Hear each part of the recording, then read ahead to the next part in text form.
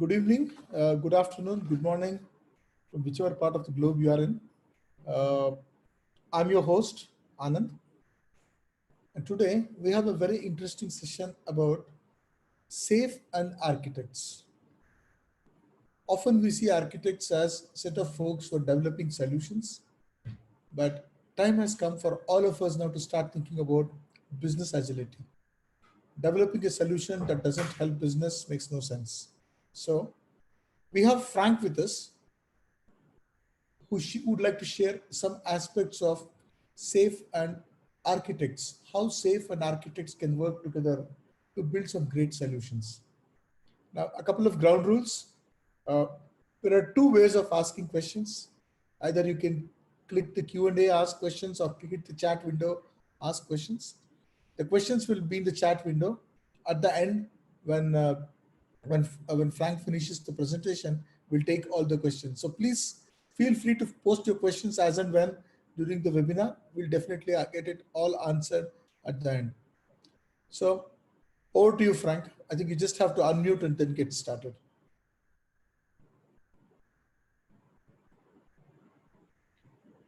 So I was muted. So great. Thank you, Anand, for the introduction. Thank you so much, Gladwell, for inviting me for this webinar. I was asked, I think, because I taught this training from Safe for Architects, a couple of times now. And well, I kind of felt very familiar and very happy to do that because I have a history, you might say, as an enterprise architect and as a system architect as well. So it was for me a way to combine my agile career. I'm an agile coach right now, and before that I was an enterprise architect within this training.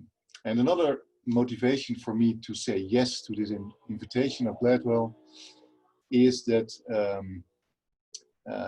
I really think that this training is helpful, is really good, and I think it's in my experience something that really changes architects in their own view on how they proceed and how they do their jobs. So in that sense, I feel very much comfortable in talking about this training, helping others maybe to see what it could mean for them. And so I was hoping to inspire especially people in India with the picture of digital India, the picture with the fist. I kind of felt that it was a nice logo for this training as well, to be, let's say, power to the architects in this case. And also about the topic for this speech, for this webinar. It was announced that SAFE helps architects in developing solutions, but I kind of wanted to change that to how SAFE architects help companies with business agility. And it's kind of different because I think therein lies a key message in this whole story. It's not just about solutions so much, but in order to be effective, we need business agility around these solutions. And the architect is a key role in making this happen. So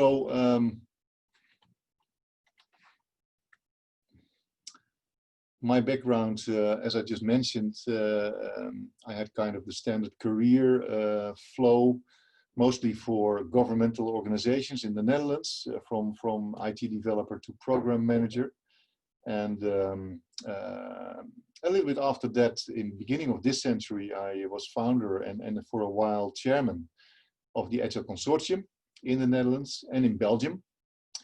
And so I did it a couple of years, and of course in that way you get to meet a lot of people, a lot of organizations, and I was really happy to encounter all those trying to make agile work in their companies. And in many ways, I think it formed me to who I am right now. In between, I worked as an enterprise architect with the consulting company Atos Origin. An enterprise architect is very much so busy with business agility as such. So the topic as such was very well known to me. But an enterprise architect is not always hired to bring change about. So at least not in those days. So I started to work for myself as a self-employed coach, an agile coach from 2012, and studied SAFe, started training that with Gladwell, for instance, and worked with a lot of companies in that sense. So that's what I hope to bring to the table as well, this experience in combination with the SAFe concepts. So let's try to see who you guys on the other side are. What is your role? Could you maybe give your feedback on this this poll, please? Nice to see that's happening. So many agile coaches there. No Scrum Masters as of yet. Couple of seconds more. Someone is still thinking about it. All right, that's it. Okay, thank you. So most of you guys are agile coaches. Not that many architects. I see a couple of you are consultants, and there are some people other. Oh, this is the way to share those results. Okay, now you can all see the results here. Agile coaches are in the majority. Architects, not so much. But I'm hoping that we kind of reach out to them in many ways. So that's good to know. All right.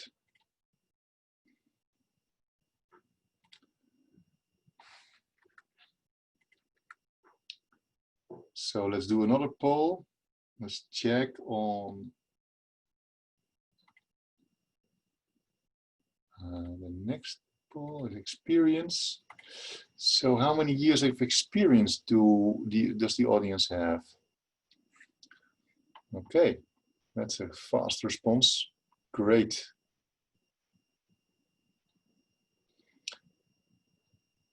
Couple of seconds more. All right. Okay, thank you. So there are many experienced people here. That's great.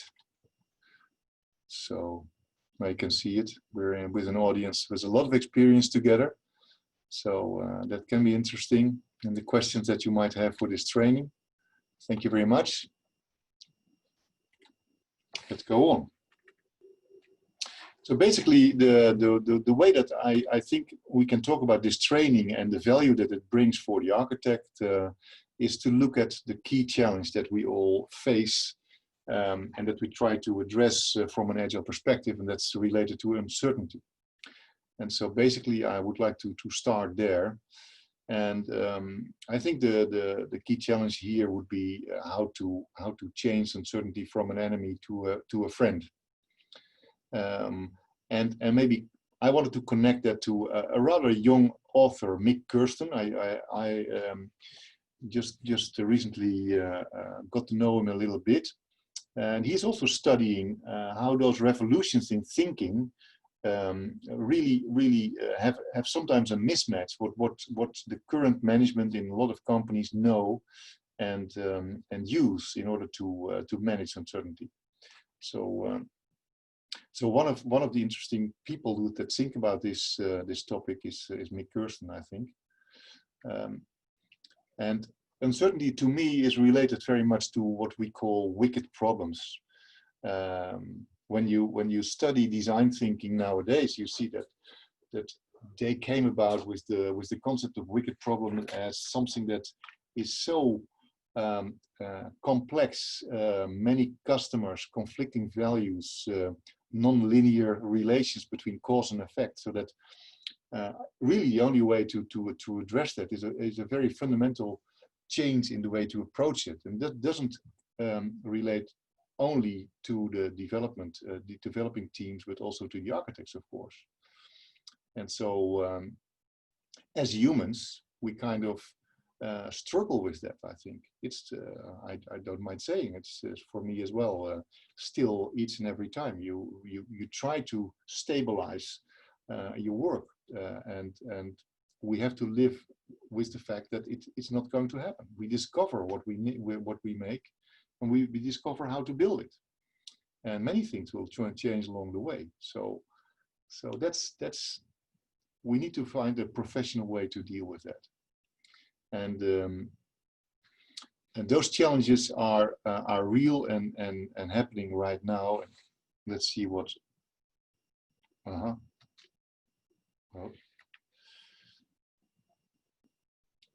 I want to do another poll here. So I want to know what your challenges right now are. So what are your challenges right now related to those wicked problems? How do you define them or name them? Are they fixed requirements? Are they slow decision making? Is the delivery process slow? Are your teams not able to deliver in smaller increments? Is the innovation slow? Okay, that's interesting. So a couple of more people to share their challenges right now. So a couple of seconds more. Okay, so clearly innovation, that surprises me a little bit. Where I work right now, it's with the government in the Netherlands, a big municipality of Rotterdam. Fixed requirements would be on the top of the challenge there. But in your case, most of you guys say it's not enough anymore innovation, which is also interesting, of course. And from an architectural perspective, or also maybe from an agile coach perspective, so we need to face this and see how we can align innovation with time to market, for instance, and product quality. So when we look at the enterprise level challenges that are related to this, we need to rethink that organizational structure. And I'm not sure how it is, of course, in your situation, but in many cases you have this formal side of the organization, the hierarchy, and this informal side of the organization, which is the kind of the network type of organization, projects, programs, people who somehow connect in order to deliver value. And you find that in many of those organizations, those two realities exist, but they are not effective at all because they kind of frustrate each other a lot. And it seems that kind of you need them both. SAFE is a proposition that kind of embodies the universe of a company as a whole, from a strategic level and from an execution level. And so the ambition of SAFE is to kind of bring those two together, and in such a way that it provides a bridge between the network informal organization and the stable hierarchy on the other hand.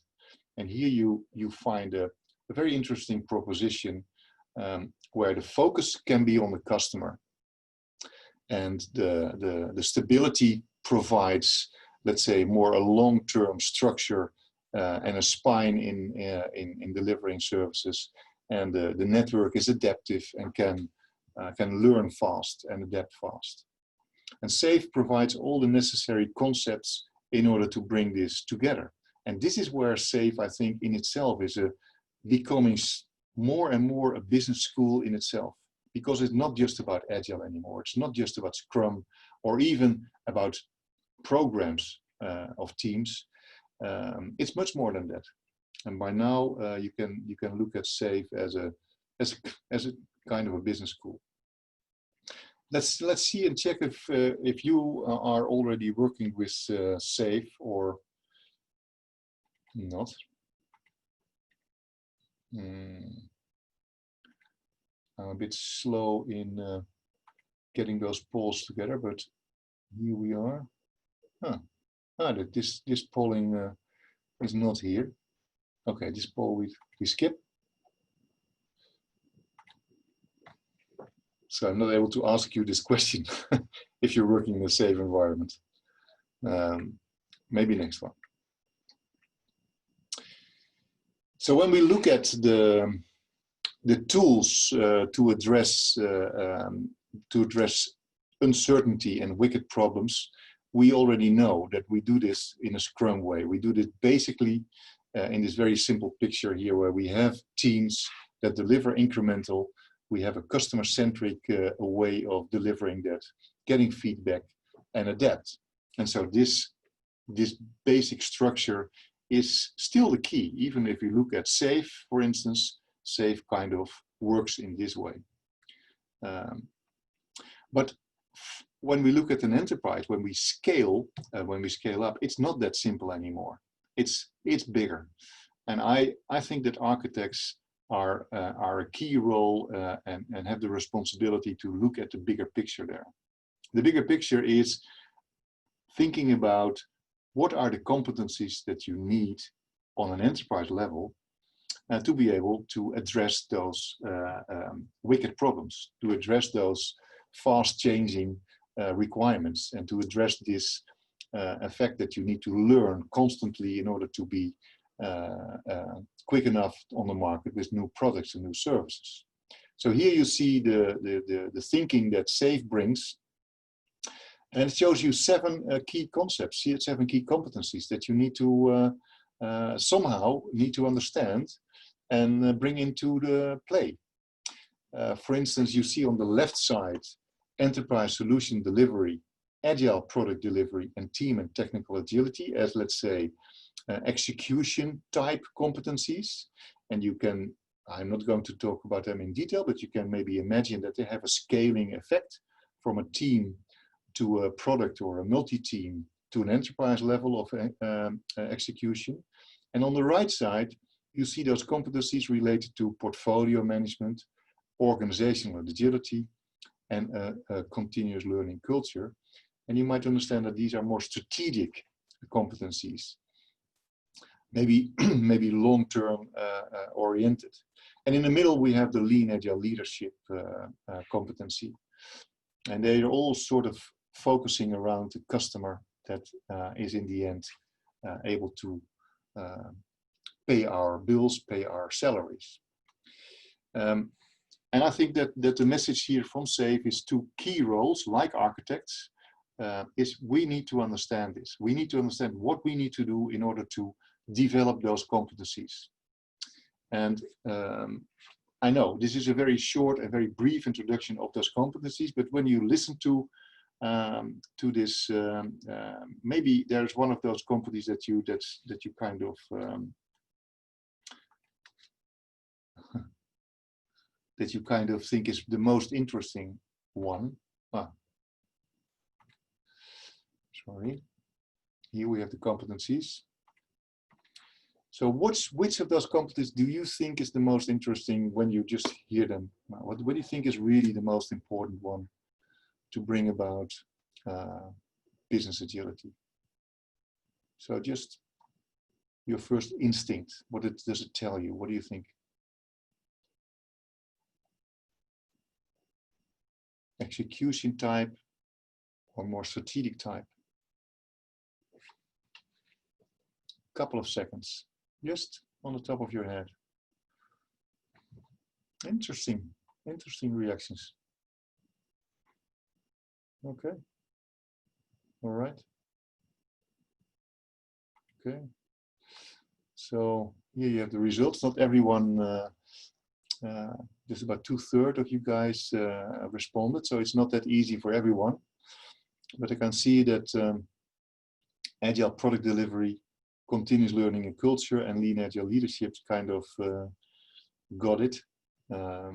So there's 1 execution and 2 more strategic types. And yeah, I can imagine that the continuous learning culture can be very interesting for you, because it tells us how we can make sure that innovation, which is one of the things that you are struggling with, a challenge for you, that's something that you can address in that way. So yeah, That's an interesting response. Thank you for that. So let's take a look at how SAFE deals with those challenges and deals with those competencies, and how they are put into the training. For this webinar, I kind of created an overview of the key topics that the architects should bring to the table. And as you look at this picture, you see the basic agile structure, and within that structure, I've put the key topics there. And these topics are addressed in the training, and like we create a kind of a bouquet of topics there. Let's see flower for flower what the training can bring you there. So what can we learn from the training?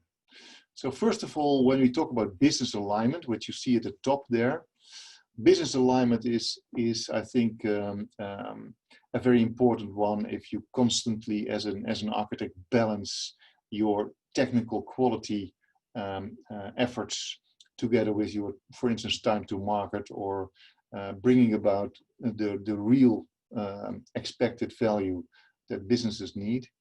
Then of course you need to understand where they are. And in that sense, I think SAFE is teaching us how to work as a team of architects, not just an enterprise architect, a solution architect, or a system architect in different areas of the portfolio, but actually really working as a team together and sharing this information and changing it into all kinds of deliverables related to construction, deliverables related to how you coach the teams, deliverables related to quality issues, and investments in the infrastructure.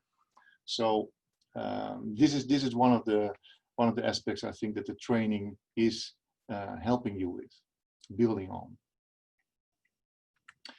And the next one is about the runway work planning. The runway symbolizes here kind of an orderly way to create a roadmap of activities where you actually build the infrastructure for the product or the system that you are working on. And so this training offers you all kinds of tools where you can make a believable and workable planning. And the backlog with the work that is more technical, related to the infrastructure or related to prototyping, is in there, and the way that you can put it on into a roadmap is part of that also. So in order to create a construction strategy, it's not just enough to know the business strategy, but also, of course, to know what the team or system surpassing architectural principles are. And some of them should be no debate. Some of them should be clear as day. Some of them should be ready there to be used.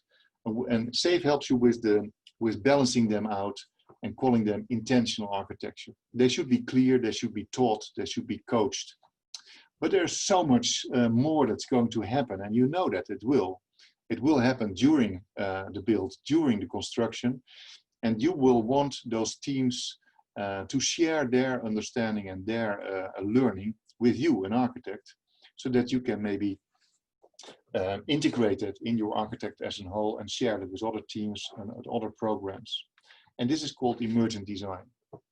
And I think this concept and the tools and practices around it is being taught in the training in such a way that you can really be an agile architect in the eyes of the teams. You don't need to work months or longer in an ivory tower and come up with a lot of paper. No, you're actively involved with the teams and how they work.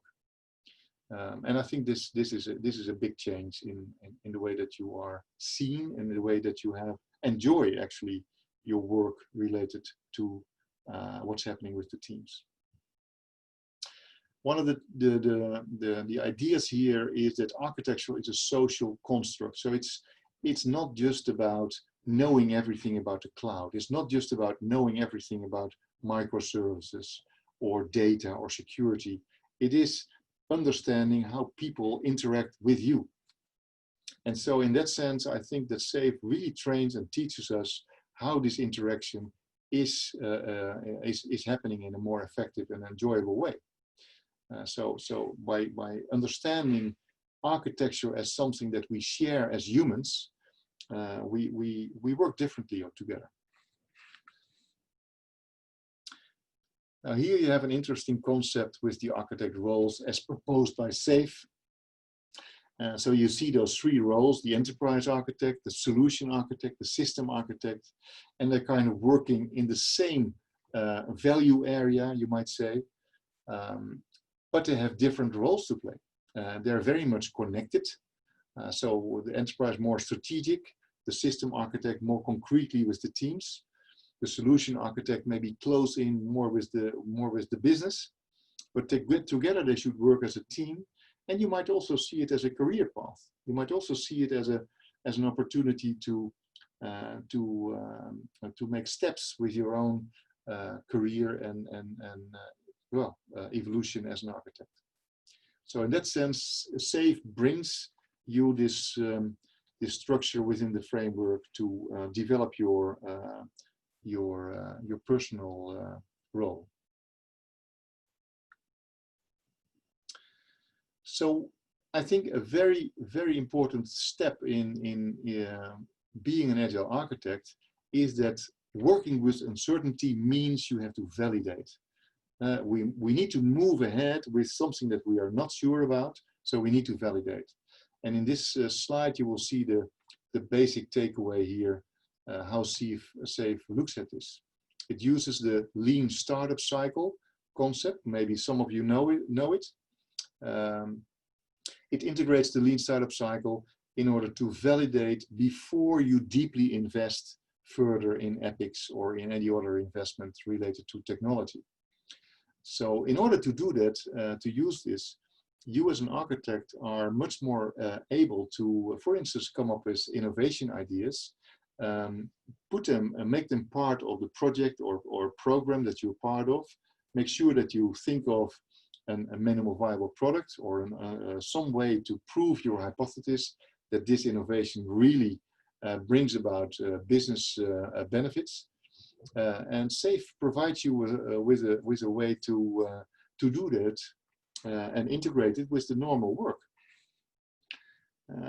So the practices around this and the working agreements around this are really very well, they're not that difficult, but are really a great help, I think, for architects that wants to innovate and move further, not wait, but move further with new ideas. So the concept of a lean startup, I was interested to know whether or not this is a known concept with you guys. So here we have the lean startup concept.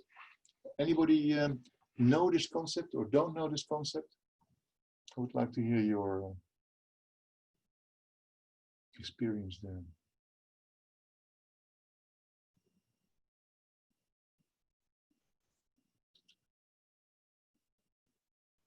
Well, it's really interesting if you don't know it, because I think it's a very important instrument for the architect to know it.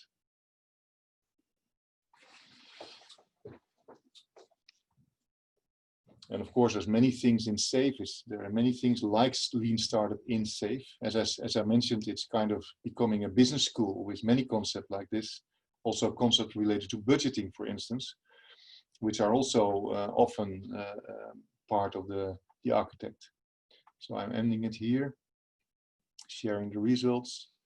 You can see that it's only a couple of you guys know about this, and most of them don't. So yeah, I think it's recommendable to think about it. Next topic, innovation. One of the challenges that most of you guys mentioned earlier in this poll. I connected kind of to this slide where we talk about the innovation riptide, and the way that SAFe means this or explains this. It is, I think that you need to look at SAFe as a tool in your hands. Like you are not the servant of SAFe, but SAFe is your servant. It serves your purpose. So if you are an architect or an agile coach, and you need to bring about innovation, you need to bring about change, then by knowing the concepts in the SAFe framework, well, you can actually move about a couple of those concepts together and make sure that communities exist that study certain topics related to innovation, and that backlogs are filled with ideas and minimal viable products. And that meetings are happening about, and prioritizations are happening about the innovations that you propose. So in order to look at SAFe as a servant for your goals, I think that really would help your purpose there. And I'm mentioning this especially because I get to hear sometimes that people are a little bit afraid of SAFe as it is so big, it's so large, there's so many things that you need to learn and understand. Well, it's about a whole company. It's a little bit of a business school. So, but in the end, the people who know about it are not its servant, it serves them. And that's, I think, the key takeaway that I would like to share with you guys here. So here we have an example of value stream analysis or value stream mapping. This is where you would look at the organization and validate where the organization is missing out efficiency or leaving opportunities or being slow where it shouldn't be slow. And the training is full of ideas on how to do this kind of analysis, when to do this kind of analysis, and in what way you can use this analysis to improve the infrastructure and the technology that is behind it, in order, for instance, to improve quality, improve time to market, improve continuous integration, and improve the deployment technique that you're using. But if you want to make a case for investments, you need to know the problem. And so this type of research is going to help you there, and the training is about that.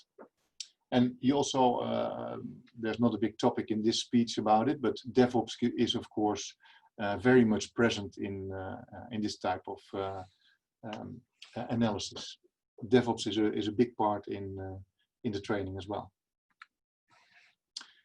So we're coming close to the end of my little pitch here of this training. Continuous improvement, I would like to relate it to the mindset, the agile mindset. Sometimes it's called the growth mindset as opposed to the fixed mindset here. And you as an architect and everyone in a company is struggling in finding their way. From an architecture perspective, I think it's necessary that you take on the role as a coach as well.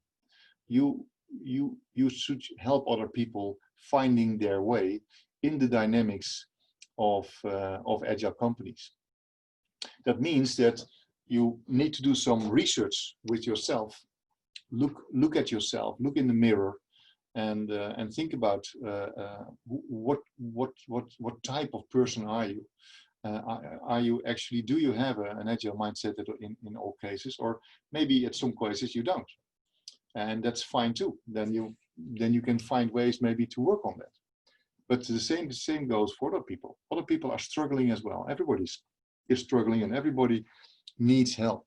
So if you can show that you oversee and understand the bigger workings of large companies, then you are much more a reliable a person to help others, and they would accept help from you as well.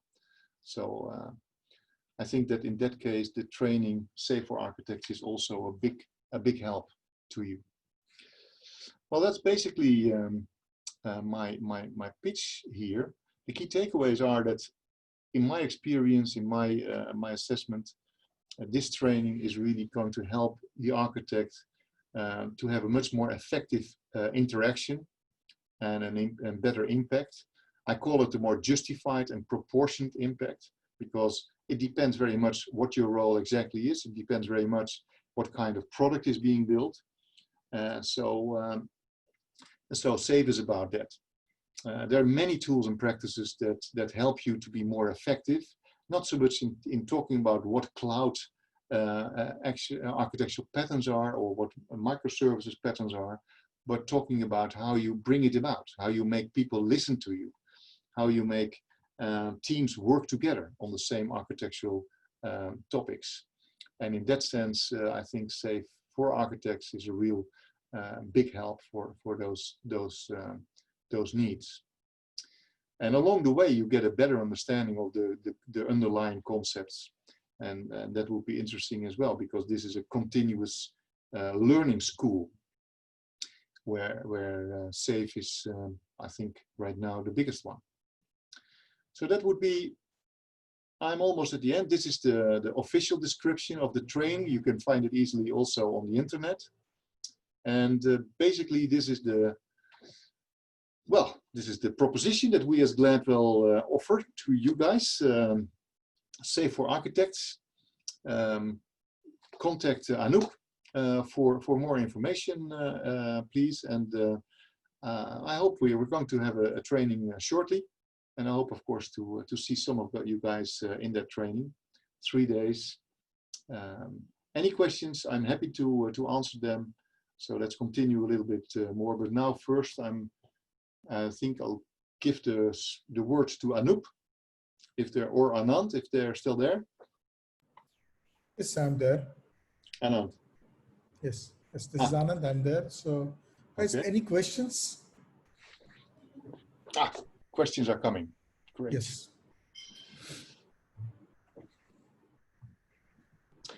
Right. So, shall I just take the first one, Anouk? Shall I take the first one and try to answer that? Yeah, please go ahead. Please go ahead. All right. Okay. So from Manunat, hoping to pronounce it well. Could you please give an example of lean startup cycle in the context of architecture? Maybe one architectural decision might be made based on validating learning. Oh, great. And proving the hypothesis. And what are the key factors considered to prove the hypothesis from your experience? Okay, that's great. So I think there are many cases where, for instance, I remember that I worked for Air France KLM a couple of years, and we worked with them implementing SAFe in the commercial branch. And one of the things that was happening there, the need to connect to Google kind of services to sell tickets. And so in order to do that, you need to open up your interfaces. And there are many ways to do that, of course. And now actually, I don't remember exactly what kind of technical choices they had at the time. But I do know that together with, I think it was Google, they came up with a certain way to use microservices there, which was at that point in time, it was 2016, a new technology for them. At least the infrastructure related to that was new. And so together they created a minimal viable product where they would prove that it was easy for Google and third parties like Google to use that type of technology in order to sell tickets. And so that would be an example, I think, for the question that you would have. The lean startup cycle here is that you need to validate the fact that in this case, this technology is actually providing the right value as you expected before you fully scale up this technology and make it available for other third parties. I'm hoping that that this is an answer that you kind of help there. I move on to the next question. If there's still something not clear, then of course you can come back in the air, of course. From Prashant, I am reading, I am not sure in this case. How can we differentiate the RTE role with the safe architect? I'm unable to really understand safe architect role. Apology in case I'm confused. Architecting is in one thing and implementing the architecture solution is via safe. So let's see if I understand your question correct. There's a big difference between the RTE role and the safe architect. You can maybe think of the same way the differentiation between a Scrum Master and product owner. The Scrum Master is kind of facilitating the collaboration between all kinds of roles, and the product owner is really owning, responsible for content. Now, the architect is responsible for content. The architect has a focus on technology and construction, and the RTE has a focus on collaboration, the process, and agile, of course. And so, when I mention the architect as a coach, maybe that might be the confusion there. Then I try to picture the more senior role of an architect with the teams, for instance, explaining how to use the architecture in order to deliver value. And in that sense, you can use the coach role more than maybe a management role. It is not about telling people what to do, but it is helping them to find their own answers, but really supporting them in this process. So it's a way to approach the teams. I think that what I try to explain here. I hope that works. If I may just add, Prashant, RTE is more like facilitating the various groups, the various teams in order to deliver solutions. Whereas the architect in SAFE is more about helping teams understand the technology, preparing in the current PI with a design of experiments, so that by the start of the next PI, you're clear with which design to take, getting a culture of set-based engineering, making sure that we have created a runway to build the emergent architecture. It's all about a change in mindset. About, you had architecture defined upfront. Today, you do not really have an architecture. How do you start working? What tools you have in order to build this big change? That's the philosophy of the whole class.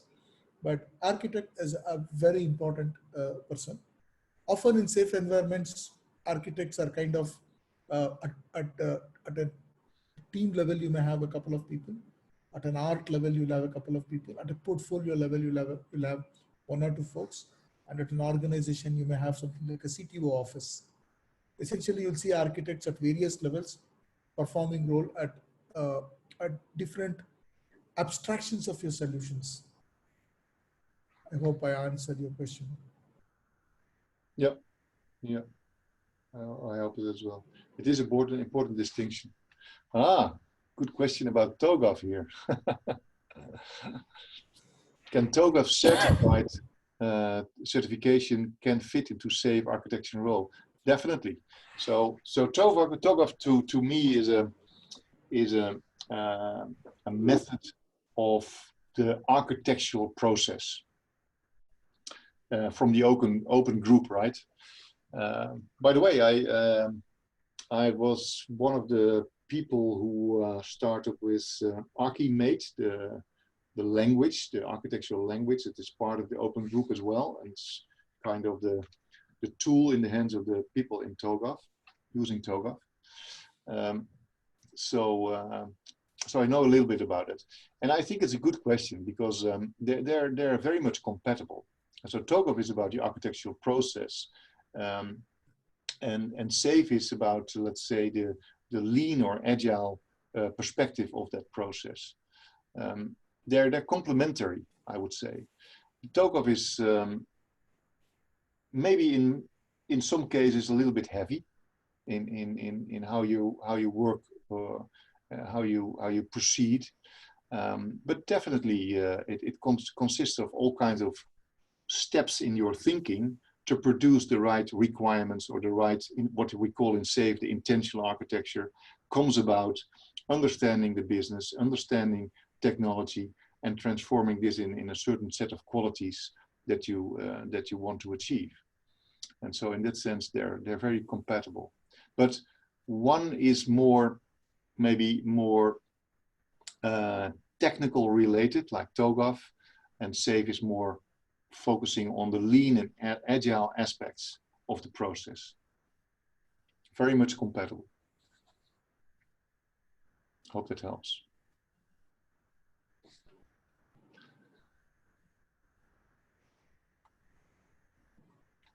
I get another question from Manuta.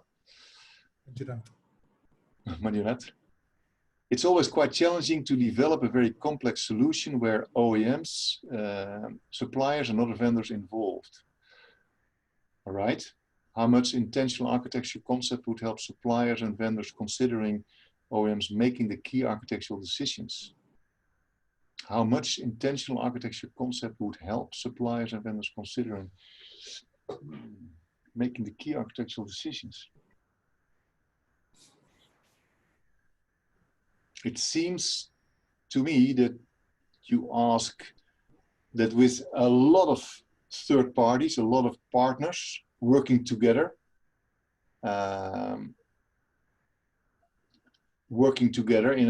a complex set of partnerships, how they would work together and what kind of architectural level of architecture do you need in order to make a solid product.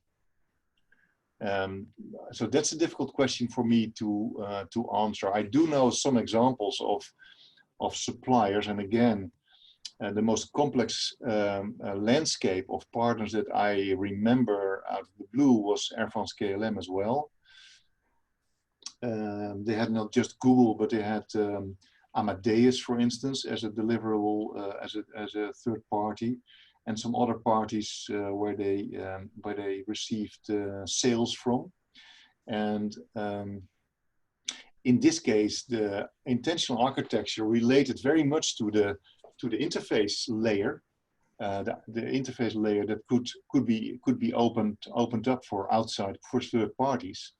So that wasn't really a big problem at all, actually, because all third parties really needed the same architectural concept in order to interact. So maybe that's it depends a little bit on the type of product, Manu. Yeah. I think thanks, Anand, for unmuting me. So I don't want to get in too much into this topic because I know that it's not that easy to answer within 2 or 3 minutes. It's something which we are also kind of struggling and then trying to see what is the best possible way to address this. And considering the L3, L4 autonomous driving situations where we are part of the suppliers, and there are third-party vendors involved, and then there is the major OEMs involved.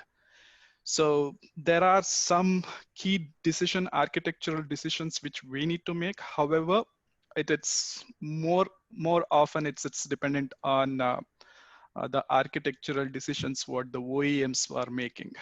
So that's where I was just thinking that how much the intentional architecture and then the key decisions what we make in the beginning, considering the supplier part alone, how much intentional architecture concepts would help there, or do we need to be a bit more collaborate with the OEMs to make those sort of decisions? So that was the intent behind that question. And I think I understand your question, and maybe if you allow me, I would rephrase it a little bit, because it's I don't think the challenge probably is not so much the architectural concepts itself. That's of course something you need to figure out. The challenge is how to align those different parties together around one single product. And this alignment, I think this is where SAFe really helps, because SAFe has a proposition where all parties, internal and external, need to work together in the same heartbeat.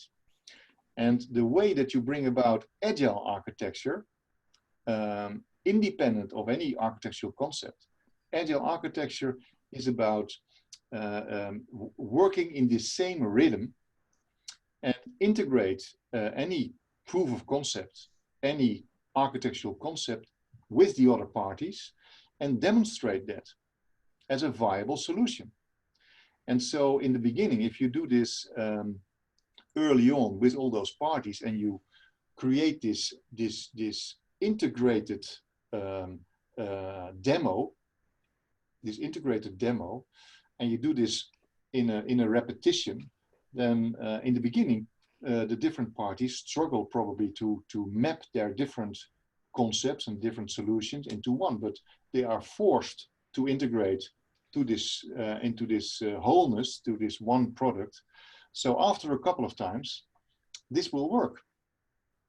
So I think that SAFe in this concept, where you look at the value stream concept, you look at the rhythm of the program increment, you look at the ceremonies that are defined in SAFe, that forces the different parties to the table. They need to come together and agree on a way to integrate their concepts. So I think this is actually the process that you would need to very quickly figure out how the different parties integrate. Yeah, that point certainly helps, Frank. I think the alignment is something where we have much more challenges. Yeah, I think you kind of hit the root cause or the main problem, I would say. Okay. Thank you. Well, one aspect is on alignment. The other aspect is also on your agility to change the economic design options. So just to give you an example, I was just trying to understand this concept when I was reading books on Toyota. They say that the engine design is fixed. Now we'll have to work on the exhaust so that you get the best possible designs. That means sometimes you have to keep the requirement of the design and the requirement of the exhaust should be kept flexible in order to make sure that at the last responsible moment you can build the best possible option. On the other hand, we also talk about how designs must be kept flexible in order to make the changing requirements. And finally, they say that you need to decide as late as possible, right? As late as possible. And this is something not just in engineering, even in biology. It's been proved that if you read the book of the life history of this guy called John Nash, he won the Nobel Peace Prize for his concept on game theory. Now, he suffered from a problem called zechrophernia. Now, zechrophernia is a problem where people have fear of somebody killing them. At the same time, they're highly imaginative. When you have these two things, you'll never decide anything in life. So he kept on his research, and this is called as late inhibitions. So they never take a decision. They live with the problem for a longer duration of time, trying to solve the problem. And finally, when they come, that's probably going to be the best possible solution. So I think we'll have to start thinking, and that is exactly what Lean talks, decide as late as possible. I think these are some tips and tricks we need to learn how to kind of engage people at various OEMs and try to do. The other way of seeing Toyota is to send some of his engineers to OEM sites. Some Toyota engineers would work with OEMs to help them how to build the right products, teach them how to do the right design.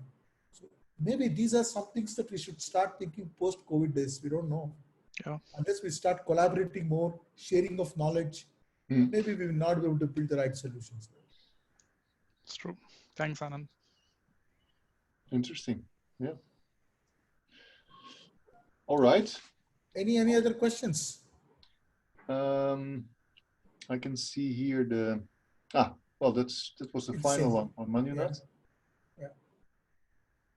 We still have 3 more minutes to go. Any questions?